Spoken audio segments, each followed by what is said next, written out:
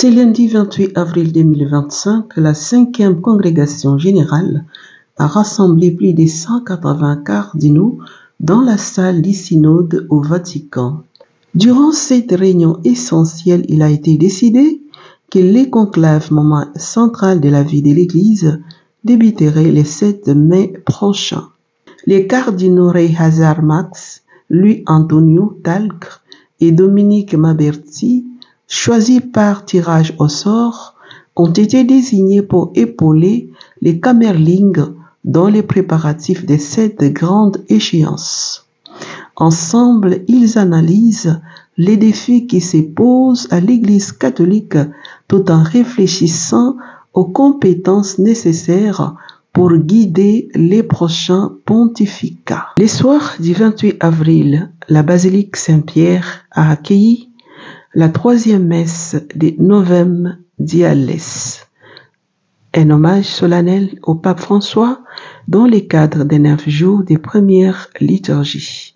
Cette célébration empreinte de recueillement a été présidée par son éminence le cardinal Balthazar Reimna, vicaire général de sa sainteté pour les diocèses de Rome.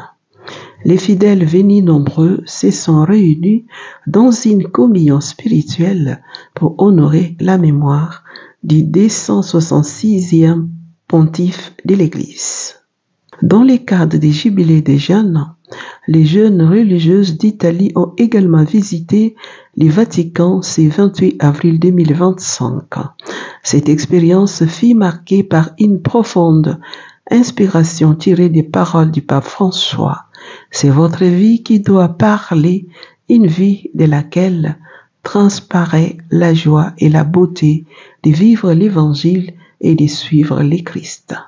Tantissimo, però oggi la parola è sinceramente risurrezione, perché con il dolore di Papa Francesco che ci è ancora nel cuore, ma la gioia che lui ci ha portato, che lui ci ha lasciato, che è la gioia del Vangelo, è quello che dobbiamo testimoniare e vivere. Grazie. Ces jeunes religieuses continuent de refléter cette joie dans leur mission et leur engagement. La basilique Saint-Pierre, merveilleuse architecturale et centre névralgique de liturgie importante, a ouvert ses portes ce matin à un flux constant de pèlerins et de visiteurs. Cet édifice sacré attire des personnes de tout âge et horizon, certaines venues pour prier et se confesser à la chapelle Saint-Joseph, d'autres pour immortaliser leur visite. Les tombes de plusieurs papes historiques, notamment Jean XXIII, Benoît XV, Josaphat, témoignent de son riche héritage. Désormais, le pape François rejoindra la liste des papes immortalisés dans ces lieux comme le 266e pontife romain. À leur sortie, les visiteurs ont également pu acquérir des objets religieux en souvenir de leur passage. Au-delà du Saint-Pierre, la basilique Sainte-Marie-Majeure reste un lieu d'hommage pour les fidèles désirés d'honorer le pape François. Selon Vatican News, près de 20 000 personnes ont visité sa tombe le dimanche 27 avril et ce chiffre est monté à 30 000 le lundi 28 avril. Une influence massive qui démontre la profonde affection et le respect que ces papes ont rendu commun à susciter. Suite au décès du pape François, les 135 cardinaux électeurs se préparent à se réunir le 7 mai afin de désigner les successeurs de Pierre, le 267e pape de l'Église catholique.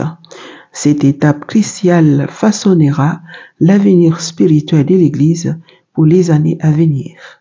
Rome en ces jours de recueillement et de célébration confirme son rôle de centre spirituel mondial où culture et foi se rencontrent pour honorer le passé et envisager l'avenir.